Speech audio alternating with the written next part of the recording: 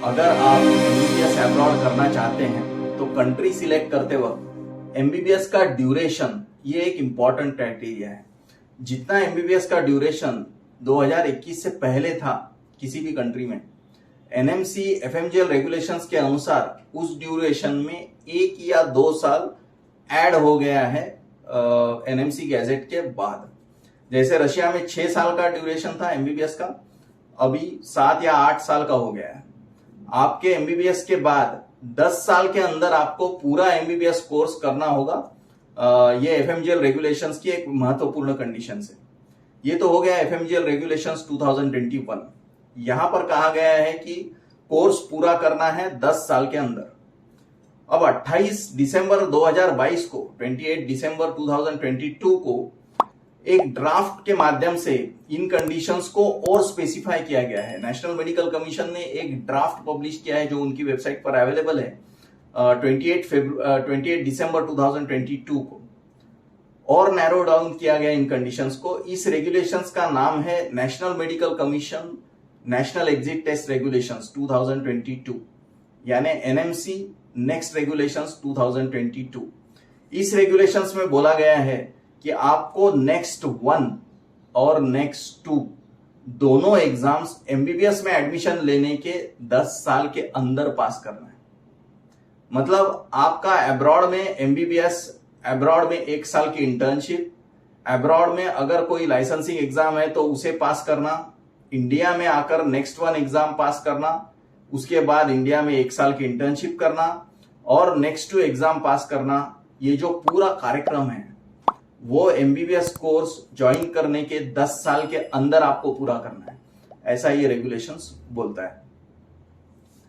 Abroad से आप MBBS और इंटर्नशिप खत्म करके इंडिया में आ गए, एयरपोर्ट से बाहर निकले, उसके बाद प्रोसेस क्या है ये समझ लेते हैं। कई सारे कंट्रीज में जून जुलाई में डिग्री मिलती है, कुछ कंट्रीज में नवंबर के आसपास डिग्री मिलती है। नेक्स्ट 1 एग्जाम दिसंबर के 2nd वीक में होगा, ये स्पेसिफाई किया गया है। उससे पहले एग्जाम का फॉर्म भरना, हॉल टिकट मिलना, ये सारी चीजें ऑनलाइन ही होगी। ये आप अब्रॉड में रहकर भी कर सकते हो। एनएमसी नेक्स्ट रेगुलेशंस 2022 के अनुसार 2nd वीक ऑफ दिसंबर में नेक्स्ट 1 एग्जाम होगा। उसके 1 महीने बाद उसका रिजल्ट लगेगा। पास होने के बाद आप इंटर्नशिप के लिए अप्लाई करोगे। फिर आपको नेक्स्ट 1 के स्कोर के आधार पर किसी मेडिकल कॉलेज में आपको इंटर्नशिप अलॉट होगी। आप उस मेडिकल कॉलेज में इंटर्नशिप के लिए ज्वाइन होते हो। उसके बाद 1 साल की आपकी रोटेशनल इंटर्नशिप चलती है। इंटर्नशिप के बाद 2nd वीक ऑफ मार्च में नेक्स्ट 2 एग्जाम होगा। ये सारी चीजें नेक्स्ट रेगुलेशंस ड्राफ्ट में लिखी हुई है। ये जो ड्यूरेशन है नेक्स्ट 1 के लिए आप अप्लाई करते हो, वहां से लेके नेक्स्ट 2 आप पास करते हो या अपियर करते हो, वहां तक 1.5 साल मतलब 1.5 ईयर का ड्यूरेशन इसमें कंज्यूम होगा, ऐसा आपको मान लेना चाहिए। क्योंकि एग्जाम की डेट डिक्लेयर होना, फॉर्म डिक्लेयर होना, हॉल टिकट मिलना, आपको इंटर्नशिप अलॉट होना, ये सारी चीजें इसमें आती है। एक चीज क्लियर है कि एमबीबीएस अब्रॉड करते वक्त आपको शॉर्टेस्ट ड्यूरेशन का कोर्स सिलेक्ट करना चाहिए। अगर 6 मंथ भी आपको कहीं किसी कंट्री में कम मिलते हैं, 6 महीने भी आपके अगर कहीं बच जाते हैं, तो सीधा आपका 1 साल बच जाएगा। क्योंकि नेक्स्ट 1 एग्जाम का पहला अटेम्प्ट, फर्स्ट अटेम्प्ट आप दिसंबर में ही दे पाओगे। जितना शॉर्टर ड्यूरेशन का कोर्स चुनोगे उतना आपकी सेफ्टी मार्जिन बढ़ेगी। अगर आप एग्री करते हैं तो कमेंट्स में यस टाइप करें। फॉर्मर यूएसएसआर की कंट्रीज में इंटर्नशिप पकड़कर आपको 7 to 9 ईयर्स लगते हैं। आप कैलकुलेट कीजिए। जैसे रशिया में आपको 8 to 9 ईयर्स लगेंगे इंटर्नशिप पकड़कर। कैसे लगेंगे? 8 या 9 साल। रशिया से रिलेटेड हमारे सारे वीडियोस आप देखोगे तो आपको सारी जानकारी रशिया के रिलेटेड मिल जाएगी एनएमसी गैजेट के अनुसार।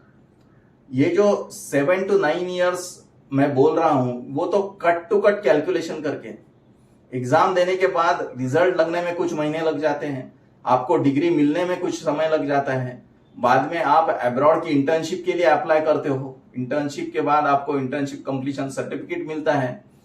इन सब चीजों में एडिशनल समय जाता है, वीजा टिकट इसमें समय जाता है। नेपाल, बांग्लादेश, चाइना, जॉर्जिया और फिलीपींस में इंटर्नशिप पकड़कर 5.5 to 6.5 ईयर्स लगते हैं। 5.5 से 6.5 साल इन कंट्रीज में लगते हैं। किन कंट्रीज में? नेपाल, बांग्लादेश, चाइना, जॉर्जिया और Philippines. Of course NMC gadget के अनुसार ये रूल्स फॉलो करते हैं कि नहीं, ये सेपरेटली आपको कंफर्म करना पड़ेगा और उस पर हम आपको जरूर मदद करेंगे। हमसे संपर्क करें। एमबीबीएस के लिए कॉलेज या कंट्री सिलेक्ट करते समय ड्यूरेशन ये एक इंपॉर्टेंट क्राइटेरिया है। ये एकमात्र क्राइटेरिया नहीं है, लेकिन इंपॉर्टेंट क्राइटेरिया है। और भी बहुत सारे क्राइटेरिया है कॉलेज और कंट्री सिलेक्ट करते समय। आपसे डिस्कस करते रहेंगे। कांटेक्ट में रहिए। धन्यवाद।